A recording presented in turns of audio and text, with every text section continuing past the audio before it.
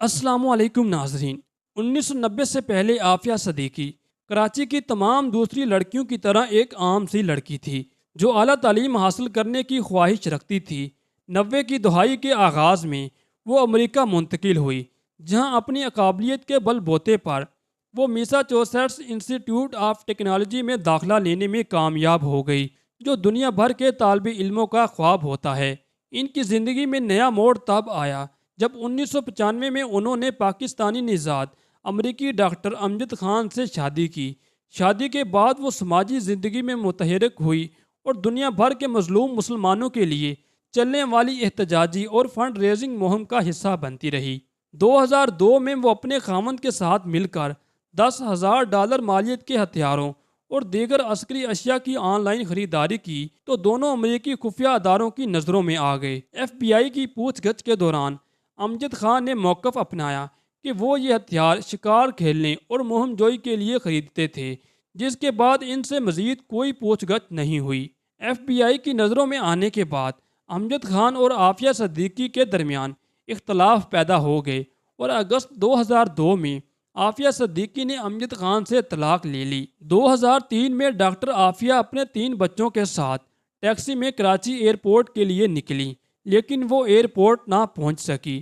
یہاں سے ڈاکٹر عافیہ کی زندگی پر پراسراریت کے سائے چھا گئے۔ گمشدگی کے 3 برس بعد ڈاکٹر عافیہ صدیقی کا نام ایک بار پھر میڈیا رپورٹس کی زینت بن گیا، جب گوانتاناموبے میں قید رہنے والے پاکستانی نژاد برطانوی معظم بیگ نے اپنی کتاب میں انکشاف کیا کہ بگرام ایئر بیس پر قید کے دوران ایک خاتون قیدی کی آواز اکثر سنائی دیتی تھی جو تشدد کے باعث بلند آواز میں چیختی رہتی تھی۔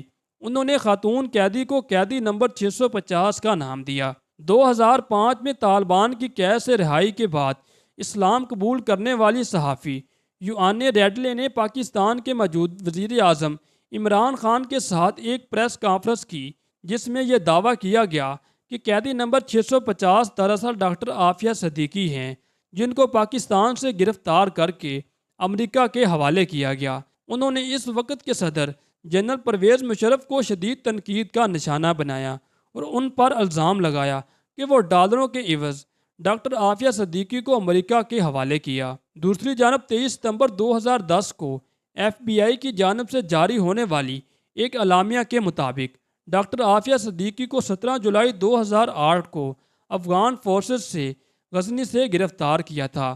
اگلے دن FBI اور CIA کے اہلکار ان سے تفتیش کے لیے پہنچے تو دوران تفتیش ڈاکٹر عافیہ نے پاس پڑی بندوق اٹھا کر امریکی اور افغان اہلکاروں پر فائرنگ کر دی، لیکن جوابی فائرنگ میں ڈاکٹر عافیہ زخمی ہو گئی۔ اس واقعے کے بعد ڈاکٹر عافیہ چند دن ہسپتال میں زیر علاج رہیں اور 4 اگست 2018 کو انہیں بگرام ایئر بیس سے نیو یارک منتقل کر دیا گیا، جہاں مین ہیٹن کی عدالت میں ڈاکٹر عافیہ صدیقی پر اقدام قتل کا مقدمہ دائر کر دیا گیا۔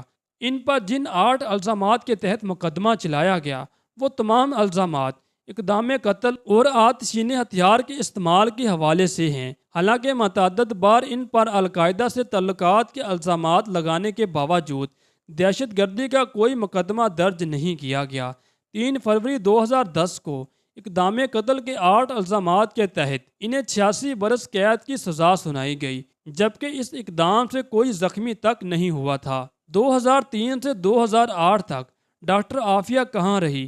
کیا قیدی نمبر 650 وہی تھی؟ اگر وہ قیدی نمبر 650 تھی تو امریکہ نے 5 برس تک ان کی گرفتاری کو کیوں چھپائے رکھا؟ یہ وہ سوالات ہیں جو آج تک جواب طلب ہیں، لیکن ایک بات واضح ہے کہ اتنے برسوں تک امریکی حراست میں ہونے کے باوجود ڈاکٹر عافیہ کے خلاف دہشت گردی کا کوئی مقدمہ درج نہیں کیا گیا اور نہ ہی ان پر اقدام قتل کے سوا کوئی دوسرا الزام لگایا گیا۔ اس سے پہلے مئی 2004 میں امریکی اٹارنی جنرل نے عافیہ صدیقی کو القاعدہ کے 7 مطلوب ترین افراد میں شامل کر لیا تھا۔ تو کیا صرف طالبان کے لیے ہمدردی کا جذبہ رکھنے، ان کے لیے فنڈ ریزنگ کرنے اور ان کے ساتھ رابطہ رکھنے پر ڈاکٹر عافیہ کو دہشت گرد قرار دیا جا سکتا ہے، جبکہ خود طالبان کو ابھی تک امریکہ اور افغانستان سمیت کسی ملک نے دہشت گرد قرار نہیں دیا اور جس جرم کی پاداش میں وہ سزا کاٹ رہی ہیں وہ بھی دہشت گردی کے زمرے میں نہیں آتا۔ رہی بات قوم کی بیٹی کہلانے کی، تو ڈاکٹر عافیہ صدیقی پاکستانی شہری ہونے کے علاوہ ملک کے لیے کچھ بھی ایسا نہیں کیا جس پر انہیں قوم کی بیٹی کا خطاب دیا جا سکے۔